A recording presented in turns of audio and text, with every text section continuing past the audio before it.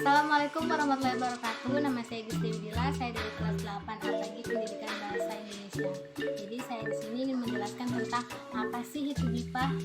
Pembelajaran bahasa Indonesia memiliki cakupan yang luas. Salah satu dari bagian pembelajaran bahasa Indonesia adalah bahasa Indonesia bagi penutur asing yang biasa disebut dengan BIPA. Tetapi ada beberapa orang yang menyebut dengan sebutan BISPA, yaitu Bahasa Indonesia sebagai Bahasa Asing. Akan tetapi, kedua pengertian tersebut adalah sama. BIPA menjadi salah satu bagian dari sebuah ilmu yang mulai banyak dipelajari dan dikaji. Bahasa Indonesia untuk penutur asing atau sering dikenal dengan sebutan BIPA merupakan salah satu ranah bahasa Indonesia dan pembelajarannya yang diprogramkan khusus bagi pembelajar asing sebagai ranah Indonesia dan pembelajaran bahasa Indonesia, karakteristik pelajar asing yang mempelajarinya. Nah, karena itu wujud BIPA sebagai materi ajar sesuai dengan tujuan dan kebutuhan orang asing menjadi pelajar. Pembelajaran BIPA tidak hanya dilaksanakan di luar negeri, tetapi juga dilaksanakan di Indonesia. Perlunya penyelenggaraan BIPA ini merupakan salah satu agenda pembahasan dan menjadi putusan Kongres Bahasa Nasional ke-8. Program pembelajaran meliputi semua keterampilan berbahasa Indonesia, yaitu menyimak, berbicara, membaca, dan menulis. Pembelajaran BIPA bagi penutur asing tentu tidak sama dengan pembelajaran BIPA bagi pribumi.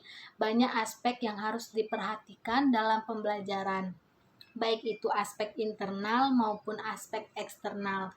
Pembelajaran BIPA untuk pribumi itu lebih diarahkan untuk menanamkan nasionalisme Indonesia. Sedangkan bahasa Indonesia merupakan sebuah identitas dan kebanggaan bangsa Indonesia. Karena itulah bahasa Indonesia menjadi materi wajib yang harus dipelajari di semua jenjang pendidikan, dari mulai sekolah dasar hingga sekolah menengah atas bahkan perguruan tinggi. Pembelajaran bahasa Indonesia ini berkembang menjadi dua, yaitu pertama penyampaian pengetahuan tentang bahasa Indonesia secara teoritis dan pertanggungjawaban secara moral terhadap bahasa Indonesia. Pembelajaran BIPA biasanya dilakukan untuk membatasi terkait tujuan tertentu. Pembelajaran BIPA memiliki tujuan secara praktis dalam belajar BIPA, meskipun ada pula yang mengikuti bahwa Indonesia sebagai bahan keilmuan. Hal ini berkaitan dengan tujuan belajar BIPA.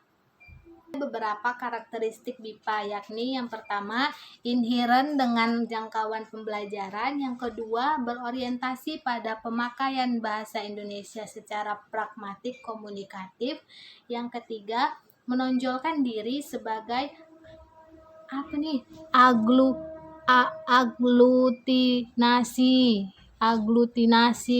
aglutinasi.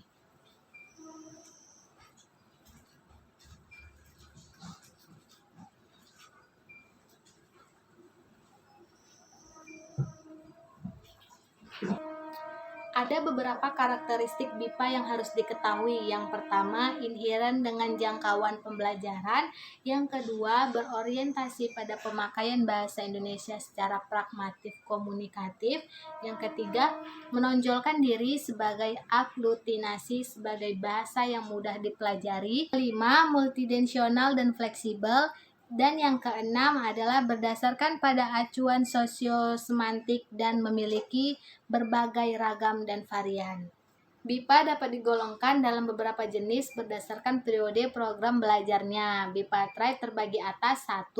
Pembelajaran BIPA singkat short period yang biasanya berkisar antara 2 minggu sampai 2 bulan. Yang kedua, pembelajaran BIPA reguler yang biasanya terlaksana dalam jangka waktu yang cukup memadai, sekitar 4 bulan hingga 1 semester atau 2 semester berdasarkan tujuannya.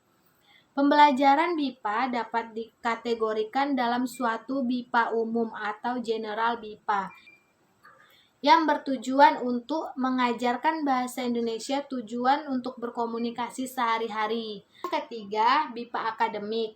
Akademi BIPA yang bertujuan sebagai bahasa Indonesia akademik. Keempat, BIPA rekreasi yang ditujukan untuk mereka yang berwisata ke Indonesia. Yang kelima, tujuan khusus BIPA yang ditujukan untuk membelajarkan bahasa Indonesia dengan tujuan tertentu seperti pada orientasi pekerjaan khusus atau lainnya.